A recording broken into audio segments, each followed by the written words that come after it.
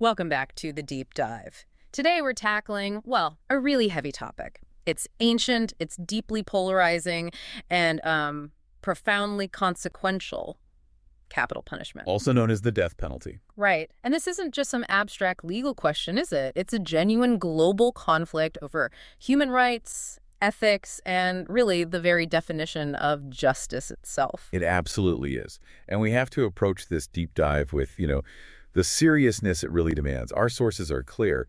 At its core, capital punishment is the state-sanctioned killing of a person as punishment for some crime, whether they actually did it or were just alleged to have. And historically, they didn't mince words, did they? No, the term used was stark: judicial homicide. Wow. And even the term capital punishment, that's more literal than most people probably realize. It is. It takes us right back to the ancient world. Capital comes from the Latin word caput. Which means? Head. Simple as that. It originally referred pretty directly to the main form of execution back then: beheading. Obviously, methods have changed drastically in some places, but the core idea, taking the head, taking the life, that's still the root of the term we use today. Okay, so before we dive deep into the history, let's maybe get a snapshot for the listener. Where does this practice stand globally right now? Because the numbers, well, they paint a really complicated picture. They really do. The world is profoundly fractured on this. As of 2021 data, you have 56 countries that officially retain capital punishment. They actively authorize its use. 56, okay. But here's the kicker, the statistical paradox that makes this so complex. While 111 countries have abolished it, de jure meaning completely in law. Which sounds like a clear majority. It does, number of countries wise. But over half of the world's entire population lives in those countries where the death penalty is still retained. Ah, right, because you've got huge population centers like China and India still in the retentionist camp. That skews the population statistic massively, even if the number of abolitionist countries is growing. Precisely. And if you zoom in on, say, the developed world, the picture gets even clearer. Among the 38 OECD members, that's the Organization for Economic Cooperation and Development, basically the highly developed economies. Yeah. Only 2 still retain capital punishment. Just 2. The United States and Japan. That's it. The consensus among Western, democratic, developed nations has overwhelmingly shifted towards getting rid of it. So our mission today, then, is to try and unpack this deep division. We're going to trace the long and often brutal history of this ancient practice. We'll look at the modern movements pushing for abolition globally. We'll dissect the, frankly, surprisingly vast range of crimes that still carry the death penalty in some places today. And crucially, we need to analyze the intense controversies, the ethics, the human rights arguments, and that constant, terrifying risk of irreversible error. Right. The fear of getting it wrong. Let's start at the beginning, then. The shift from, say, tribal justice to modern states seems pretty key here. It really is. That takes us nicely into our first major section, the deep history. We're talking about a journey from blood feuds, regulated revenge, all the way up to the Enlightenment's big rethink. This is genuinely one of the oldest forms of societal control we have, isn't it? Absolutely. Execution has been a feature of, well, virtually all civilizations since recorded history began. And for thousands of years, you have to remember, it wasn't always about moral retribution in the way we might think of it now. More about practicality. Often, yes, practical necessity. Our sources remind us that before the 19th century, before we really invented modern state-funded prisons as we know them. Yeah, what did societies do? Well, capital punishment was frequently the only immediately workable way a society felt it had for permanent deterrence. And crucially, incapacitation of people seen as serious threats. There just weren't many other options for long-term removal. And before organized state courts, justice was much more local, community-driven. Exactly, decentralized, often dictated by the community that felt wronged. These early punishments relied a lot on balance and compensation. Like blood money. Yes, early on we see blood money compensation, where an offender's family would pay the victim's family to sort of head off further retaliation, prevent a feud. But sometimes that wasn't enough. Right. For crimes seen as too severe for just money, societies often regulated things like blood feuds or vendettas. But these weren't always just chaotic revenge cycles. Early assemblies, like the Norse things, for example, provided structured places to manage these disputes, try and reach a resolution. And the concept of responsibility back then was different, wasn't it? Not always about the individual who actually did the deed. No, because Justice was fundamentally tribal or group-based, not strictly individual. Your identity was tied up in your clan, your family. If a serious crime happened, the debt was owed by the perpetrator's group to the victim's group. So if a settlement demanded a life, Then the person executed didn't necessarily have to be the original perpetrator. They just needed to be someone from the offending group whose death would satisfy the debt, restore that balance between the clans. wow. Okay, so moving into actual written laws, you have the Code of Hammurabi around 1700 BC. That institutionalized capital punishment, right, but not equally. It formalized that eye for an eye idea, but with a huge caveat. The punishment wasn't just based on the crime. It explicitly depended on the social class, the standing, the group identity of both the victim and the perpetrator. So justice was stratified from the get-go. Absolutely. The life of a noble was valued differently than a commoner or a slave, and the punishment or the compensation required reflected that hierarchy. Then we jump forward to ancient Greece, and there you see this incredible ideological swing in a fairly short time, right? Draco and Solon. Yeah, that's a fascinating contrast. Draco, around 621 BC, his contribution was applying the death penalty incredibly broadly, almost universally for serious crimes, and even for many quite petty ones. That's where draconian comes from. Exactly. Yeah. His code was so notoriously severe, it gave us that word, meaning excessively harsh. It really showed a state view where almost no crime was too small for the ultimate penalty. But then Solon came along and just reversed course. Pretty much. He repealed almost all of Draco's code. It was a very early example of putting limits on state power. Solon kept capital punishment, but only for intentional homicide. And even then, his laws often required the victim's family to actually agree to the execution, showing that lingering sense of community satisfaction being important. And the Greek philosophers then tried to build the why behind it all, the philosophical justifications, arguments we still hear echoes of today. For sure. You see this really interesting contrast between Protagoras, Plato, and Aristotle. It's like a foundational lesson in thinking about punishment. Except Protagoras. He was more utilitarian. He argued revenge is kind of pointless because you can't undo the harm. So if the state is going to use capital punishment, it has to be purely for the future good, protecting society, or deterring others. Strictly pragmatic. Okay. Execute only to prevent future bad acts. How did Plato see it? Plato was much more, let's say, spiritual or ethical about it. He saw a serious crime, especially murder, as a kind of defilement, almost a disease of the soul. A disease. Yeah. So for Plato, capital punishment wasn't just about deterrence, it was about purification. A last resort, mind you, only if the crime was so bad that rehabilitation seemed impossible. It was like a moral cleansing for the community and maybe even, strangely, for the soul of the person being executed. And Aristotle, he brought it back to individual responsibility. Exactly. Aristotle connected punishment directly to free will and accountability. He argued that because people choose their actions, they're responsible.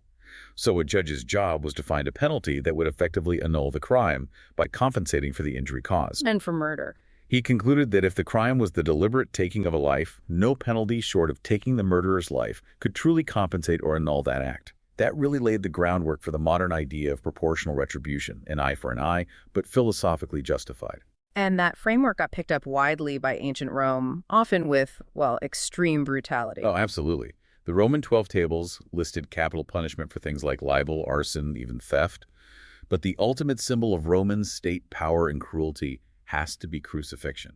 Which wasn't just about killing someone. No, it was about public humiliation, spectacle, terror, usually reserved for slaves, rebels, traitors. It was deliberately designed to maximize suffering, sometimes taking days for the person to die, and their bodies were often left hanging as a grim political warning. That detail, the duration of suffering, it really underscores how torturous pre-modern execution often was. But you mentioned a fascinating exception in China. Yes, the Tang dynasty under Emperor Xuanzong is a really interesting counterexample. Between 747 and 759 AD, so for about 12 years, he actually abolished the death penalty entirely. Really? What do they do instead? Substituted it with punishments like severe whipping or exile. It was a remarkable, though short-lived, experiment. It only ended when the huge upheaval of the An Lushan Rebellion made restoring order seem impossible without bringing back the ultimate penalty. And even when they did use execution, their cultural preferences were quite different from the West, weren't they? Very much so. There was a strong cultural preference for strangulation over beheading. Why was that? It seems trivial, but it's deeply significant. Traditional Tang beliefs held that your body was a gift from your parents. Beheading was seen as dishonoring your ancestors because you couldn't return the body intact to the grave. It shows how even within a society that uses capital punishment, deep cultural values can shape how it's done. That idea of respecting the body seems completely absent when you look at the methods used elsewhere in pre-modern times. They were just instruments of terror. Pretty much. The list is horrifying and designed for public agony and spectacle. You had the breaking wheel, designed to shatter bones before death, keel hauling in maritime contexts, impalement, burning at the stake. The hanging, drawing, and quartering in England. Notorious, yes. And towards the end of the Tang dynasty, they used the truly horrific slow slicing, Ling Chi sometimes called death by 1,000 cuts. These weren't just punishments. They were terrifying public performances of state power. Okay, so this era of state-sanctioned torture finally starts to crack with the Enlightenment in the 18th century. What was the big shift in thinking? The focus moved quite radically. It shifted away from the medieval idea of expiation-like, the state needing to perform a spiritual cleansing, towards the more rational concept of the social contract. Meaning punishment had to be useful. Exactly. Enlightenment thinkers argued punishment couldn't just be about religious retribution anymore. It had to be rational and critically useful to society. Its main goals became deterrence and protection, not settling some kind of spiritual debt. And this utilitarian thinking provided the first real intellectual case for abolition. Absolutely. The landmark work here is Cesare Beccaria's treatise from 1764 on crimes and punishments. Beccaria systematically argued for abolition. He said the death penalty was state power abused. It was unnecessary for protecting society and fundamentally unjust. Jeremy Bentham, too, right? The utilitarian philosopher. Yes, Bentham followed suit, arguing that if a penalty didn't demonstrably serve a useful purpose for society, it should be abolished. And they found a pretty major flaw in the whole idea of public executions being a deterrent. They did. Thinkers like Beccaria and later people like Charles Dickens and Karl Marx, they observed something really disturbing, kind of counterintuitive. Violent crime and general public disorder often seemed to increase right at the times and places where public executions were happening. So they weren't solemn warnings, they were spectacles. Exactly. They became occasions for drunkenness, theft, general chaos, not quiet reflection. This observation was crucial. It led officials to realize public executions were actually counterproductive. And that led to the big decision to move executions behind prison walls, out of public view. That really marks the beginning of the modern, more hidden application of capital punishment. Moving it behind walls didn't end the debate, though. That shift sets us up perfectly for Section 2, the modern divide. This is where the world really starts splitting into those retentionist and abolitionist camps we see today. And that Enlightenment critique had immediate effects.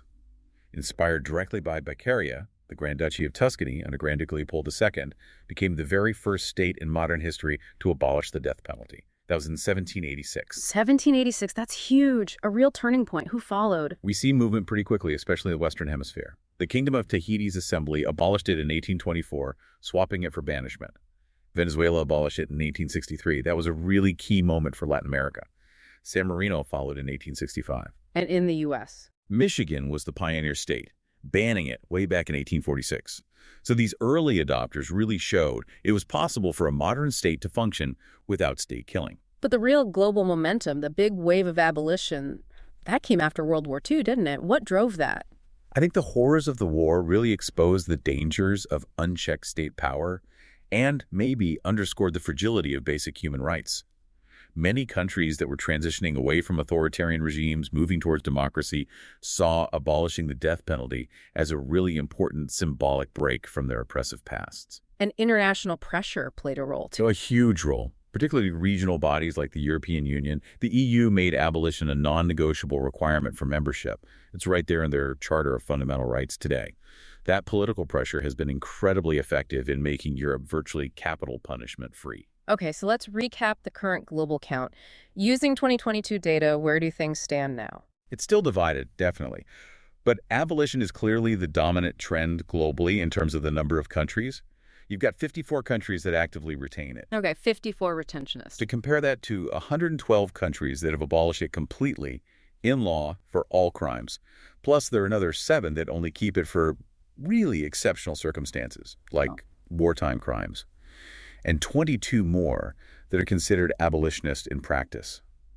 They haven't executed anyone for at least 10 years, even if it's still technically on the books. And geographically, where are those 54 retentionist countries concentrated? Overwhelmingly, they're in Asia, the Middle East, Africa, and the Caribbean. Europe stands out as the most uniformly abolitionist region. With one very notable, very political exception. Belarus, the only country in Europe that still actively carries out executions. And Belarus is actually moving in the opposite direction, aren't they? Tightening its use. Exactly. Reflecting a completely different political climate. President Lukashenko recently signed a law actually expanding the death penalty to include high treason if committed by officials or soldiers. Human rights groups tend to see this as a tool primarily aimed at intimidating potential opposition within the state itself, which is obviously a stark contrast to the global trend. Let's talk about the execution numbers themselves, using that 2022 Amnesty International data. Because the disparity is just staggering, isn't it? It shows that a tiny handful of countries are responsible for almost all the world's executions.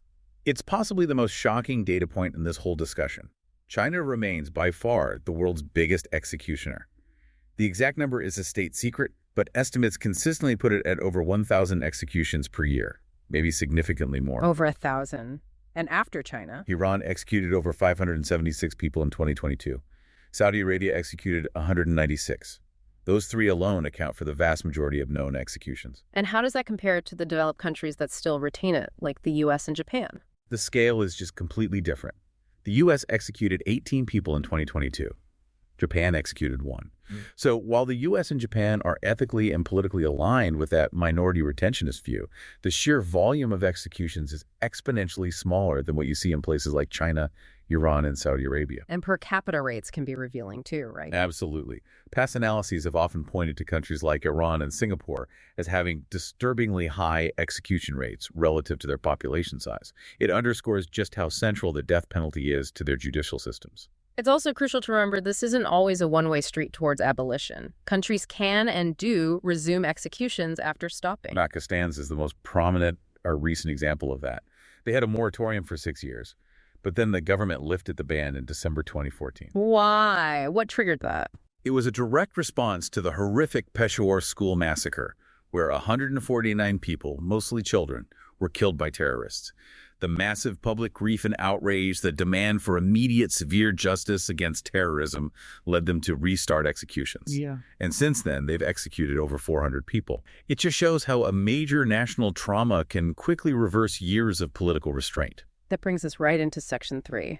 The sheer breadth of crimes that can still carry the death penalty. It's really not just for the worst of the worst murders anymore, is it? Not at all. When you look globally, it's used to enforce a huge range of state boundaries: economic, political, moral. Of course, intentional homicide is still the core traditional capital crime, often requiring aggravating factors, like murdering a child using torture, multiple victims, terrorism. What about things like war crimes or genocide? Historically, those often led to execution. They did. Think Nuremberg after WWII. But that's a major area where international law has evolved significantly. Modern international courts, like the International Criminal Court, the ICC, or the Tribunal for the former Yugoslavia, they explicitly forbid the death penalty. So even for the absolute worst crimes against humanity? Even then, the sentence is life imprisonment. There's now a global consensus, at least in international law, that even those convicted of the most heinous acts shouldn't forfeit their fundamental right to life. Okay, so let's look beyond homicide. Drug offenses seem to be one of the most common nonviolent crimes carrying the death penalty. They are. At least 35 countries, mostly in Asia and the Middle East, retain it for drug trafficking, sometimes even possession or dealing. This includes major execution states like China, Iran, Singapore, Malaysia. These countries often frame drug crime not just as a social problem, but as a grave threat to national security and stability. But even within those systems, we're seeing some legal shifts, especially in Southeast Asia, away from mandatory sentences. Yes, that's a really interesting development. Singapore changed its laws back in 2013. They introduced judicial discretion for drug couriers, meaning it's not an automatic death sentence anymore if they meet certain criteria, like if they cooperate with authorities or if they have some kind of diminished mental capacity. And Malaysia went further recently. They did in 2023. Malaysia abolished the mandatory death penalty for all drug crimes. The death penalty itself still exists as an option, but now the judge has the discretion to impose a different sentence, like life imprisonment. It's a significant move towards less rigidity. China's use of capital punishment goes way beyond drugs, though, right? Into economics and Oh, politics. definitely. China uses it for serious cases of corruption, major financial crimes, even human trafficking. It underscores the state's view that economic stability and protecting state assets are paramount, justifying the ultimate penalty. And political crimes. Treason, espionage. Those are almost universally capital offenses in countries that retain the death penalty. They're seen as the ultimate betrayal of the state, the final line of defense for sovereignty. We saw a very political example of that recently concerning Taiwan. That's right. In 2024, China issued a new judicial order stating that promoting Taiwan independence could, in the most severe cases, be punishable by death. Now, practically enforcing that against someone in Taiwan is almost impossible due to jurisdiction issues. But symbolically. Symbolically, it's huge. It demonstrates using the threat of the death penalty as a high-level political deterrent and a very clear signaling tool. And then the list gets even wider when you look at crimes related to morality or religion, especially under legal systems like hudud or qisas. This is where the list really diverges sharply from, say, Western legal ideas. Hudud crimes are seen as offenses against God. Qisas involves retribution. So in some jurisdictions, you see the death penalty for things like aggravated rape, certainly, but also sodomy, even bestiality. Religious crimes, too. Yes. Things like apostasy, formally renouncing the state religion, or blasphemy can be capital offenses in countries like Pakistan, Iran, Saudi Arabia. You also see things like witchcraft or sorcery listed as capital crimes in Saudi Arabia. It's quite a list. Drinking alcohol in Iran. In certain circumstances, yes. Unlawful sexual behavior, kidnapping in some places, even specific U.S. states like Georgia and Idaho technically retain it for kidnapping, as does Singapore. So when you add it all up from genocide and treason down to financial corruption, drug trafficking, apostasy, even drinking alcohol, it really highlights that capital punishment today isn't just a response to horrific violence. It functions more like a flexible tool for states to rigidly enforce whatever their specific political, economic, or moral red lines happen to be. Exactly. It's as much a reflection of state sovereignty and control as it is about the crime itself. Okay, let's pivot now into the heart of the controversy, Section 4. We really need to explore that core philosophical clash and the very practical arguments about human rights, error, and bias. Let's start with retribution versus human rights. Retribution is still the bedrock moral argument for supporters. You have philosophers like Immanuel Kant who basically argued that taking a life is unique. No other penalty can balance the scales for murder. So the murderer must die. It's a moral imperative. And modern supporters echo that. Yes, people like Professor Robert Blecker argue strongly for punishment that is truly proportional, even if it's painful. They emphasize focusing on how heinous the crime was, not necessarily on making the execution comfortable or easy. It's about justice for the victim, in their view. But the abolitionist movement comes at it from a completely different angle, challenging the state's right to kill at all. Fundamentally, the abolitionist view, championed by groups like Amnesty International, frames capital punishment as the ultimate violation of human rights, especially the right to life, obviously, but also the right to be free from torture or cruel, inhuman, or degrading treatment. They argue the state loses its moral high ground when it uses the same violence it condemns. Albert Camus had a particularly powerful argument about the psychological aspect, didn't he? The waiting. He did. Camus argued that execution is fundamentally different from just dying because the state inflicts this prolonged psychological torture. The condemned person has to wait, sometimes for months, often years, knowing exactly how and when their horrifying death will occur. What was his analogy? He said for an execution to be truly equivalent to the victim's death, the killer would have had to warn their victim months ahead, kept them confined, told them the exact date and method of their death. And he argued such a monster is not encountered in private life. Therefore, the state's calculated, premeditated killing becomes disproportionately cruel. That kind of psychological torture argument was central to the huge international outcry over Naganthran Dharmalingam's execution in Singapore in 2022.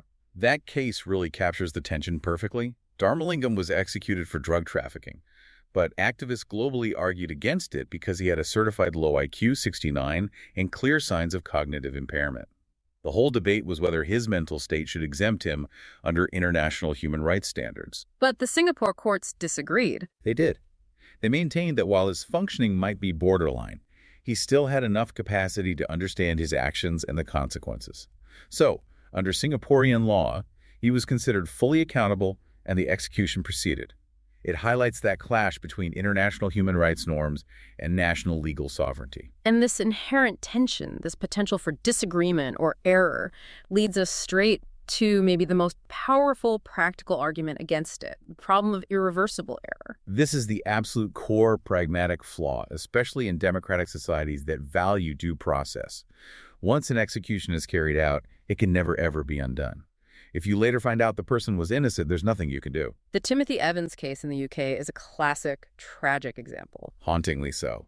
Evans was executed in 1950 for murders at his residence. It was later proven, beyond doubt, that his landlord, John Christie, was the actual serial killer. Evans was innocent. That wrongful execution was a massive factor in strengthening the abolition movement in the UK, leading to abolition there. And in the US, the risk of executing the innocent isn't just a historical footnote, is it? The data suggests it's a real ongoing danger. The numbers are just horrifying. As of 2017, 159 people who had been sentenced to death in the U.S. were later exonerated. Freed from death row, often due to DNA evidence or other proof of innocence emerging years later. 159 exonerations. Yes. And most legal experts agree that number is so high, it's virtually certain, statistically speaking, that innocent people have been executed in the U.S. without ever having their innocence proven before it was too late. Beyond outright innocence, you also mentioned procedural issues in some places that might increase the risk of error, like in Singapore's drug laws. Right. Amnesty International has raised serious concerns about Singapore's Misuse of Drugs Act because it contains legal presumptions that effectively shift the burden of proof. For example, if you're found with the key to a place where drugs are stored, the law might presume you possessed those drugs, and then it's up to you to prove you didn't. Oh, which flips the usual legal standard. Completely. It conflicts with the fundamental principle that the prosecution must prove guilt beyond a reasonable doubt. These kinds of presumptions, while maybe legally efficient, inherently increase the risk of convicting someone, potentially even sentencing them to death, based on circumstance rather than direct proof. Another deeply troubling aspect is the persistent evidence of bias, racial, religious, socioeconomic, in who actually ends up on death row. The evidence, particularly on racial bias in the U.S., is stark and undeniable. Multiple studies have shown that defendants whose appearance is perceived as more stereotypically black are statistically more likely to receive a death sentence, especially if the victim was white. This isn't just about who commits crime. It suggests a systemic bias where race influences the ultimate judicial outcome. There was also that case about religious bias, Dominique Ray in Alabama. Yes, in 2019, Ray was Muslim. As his execution approached, he asked for his imam to be present in the execution chamber for spiritual support. The state offered its standard Christian chaplain, but initially denied his imam. They cited the late timing of the request, but the courts eventually intervened, though it was a very close legal battle. Critics argued forcefully that denying him his chosen spiritual advisor in his final moments was a clear violation of religious freedom and neutrality principles. And socioeconomic status often plays a huge role too, right? In terms of who gets adequate defense, the circumstances leading to the crime, like the Abdul Kahar Othman case in Singapore. Othman's case, also executed in 2022, really highlighted this. He was Malo Singaporean from a poor background, struggled with drug addiction his whole life, basically cycling in and out of prison. Activists argued his case was a prime example where rehabilitation and social support were needed, not the finality of execution. It shows how poverty and lack of opportunity can intersect with harsh sentencing laws, especially mandatory ones. Finally, let's touch on the methods themselves. There's been this long search for a humane way to execute, hasn't there?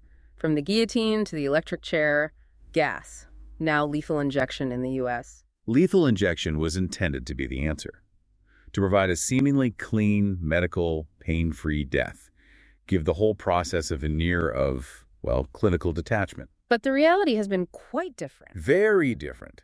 The data shows the search for a truly humane method might be fundamentally flawed. One major study looked at U.S. executions from 1977 to 2001 and found that in about 4.5% of cases, there were significant unanticipated problems or delays that caused what appeared to be unnecessary agony for the prisoner. Botched executions. And the drug combination itself has been questioned scientifically. Yes, a really important study in The Lancet back in 2005 looked at toxicology reports from lethal injection cases. It found that in 43% of the cases they analyzed, The level of the anesthetic the drug meant to knock the person out first was insufficient to guarantee they were actually unconscious when the subsequent paralytic and heart-stopping drugs were administered. Meaning they could have been awake, but unable to move or cry out. Exactly. Potentially experiencing suffocation and extreme pain while fully conscious but paralyzed. Yet, despite all this evidence of potential pain and problems, the U.S. Supreme Court has consistently upheld lethal injection as constitutional. They have. In key cases like Bays v. Rees in 2008 and Glossop v. Gross in 2015, the court essentially ruled that the Eighth Amendment's ban on cruel and unusual punishment doesn't guarantee a completely painless death. It mainly prohibits punishments that are deliberately designed to inflict gratuitous pain or suffering. They've argued that lethal injection, even with its documented flaws and risks, doesn't meet that high threshold for being unconstitutional. Okay, let's move to our final section. Looking at specific groups like juvenile offenders and the broader international legal momentum. First, the age question. International law seems pretty clear here. It is. The UN Convention on the Rights of the Child explicitly forbids imposing capital punishment on anyone who's under 18 years old when they committed the crime. It's a very clear international standard. Yet it's still violated. Yes. Since 1990, 10 countries are known to have executed juvenile offenders. That list includes China, Iran, Pakistan, Saudi Arabia, Sudan, Yemen, and historically the United States. Iran has been particularly prominent in this, haven't they? Tragically, yes. Before they changed some controversial laws in 2012, Iran was responsible for about 2/3 of all known juvenile offender executions worldwide. Their previous system used the lunar calendar and interpretations of Islamic law to set the age of full criminal responsibility as young as 9 for girls and 15 for boys in some cases. And have things changed there? The laws have technically changed to allow judges more discretion for minors, but reports of juvenile executions, while fewer, still surface. It shows that ongoing tension between international norms and specific domestic legal interpretations. And the U.S., while on that list historically, has now stopped the practice. Yes, thanks to the Supreme Court. They abolished it in 2 main steps.